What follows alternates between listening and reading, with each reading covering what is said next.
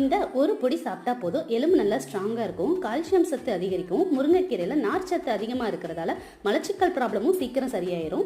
வாங்க என்னோட ஸ்டைலில் முருங்கைக்கீரை பொடி எப்படி செய்யலாம்னு பார்க்கலாம். இப்போ ஒரு கைப்பிடி அளவு முருங்கைக்கீரையை எடுத்து நல்லா சுத்தம் பண்ணி நிழல்ல காய வச்சு அதை நல்லா வறுத்து எடுத்துக்கலாம். இப்போ 2 டேபிள் ஸ்பூன் கடலைப்பருப்பு, 2 டேபிள் ஸ்பூன் உளுந்து, 1/2 டீஸ்பூன் மல்லி, 1/4 ஸ்பூன் மிளகு, 1/4 ஸ்பூன் சீரகம், 10 வரமிளகாய் சேர்த்து நல்லா பொரிச்சு எடுத்துக்கலாம்.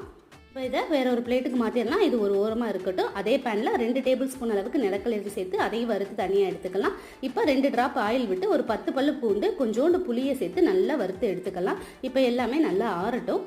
இப்போ எல்லாமே நல்லா ஆறினோடனே முருங்கைக்கீரையை மட்டும் ஃபஸ்ட்டு போட்டு டிர் பண்ணி எடுத்துக்கோங்க. அதுக்கு பிறகு மற்ற எல்லா பொருளையும் சேர்த்துட்டு நல்லா அரைச்சி எடுத்துக்கலாம். கொரங்கிற மாதிரி தான் இருக்கும். அந்த மாதிரி அரைச்சாதான் செம்ம டேஸ்ட்டாக இருக்கும். இதோட உப்பு சேர்த்து நல்லா அரைச்சிக்கலாம். சூப்பரான பொடி ரெடி ஆயிடுச்சு. இதை இட்லி தோசை கூட இட்லி பொடியாகவும் சாப்பிடலாம், இல்லை சுடு சாதத்து கூட நெய் விட்டும் சாப்பிடலாம். இந்த வீடியோ உங்களுக்கு பிடிச்சிருந்தா லைக் பண்ணுங்க, ஷேர் பண்ணுங்க, மறக்காம சப்ஸ்கிரைப் பண்ணுங்க.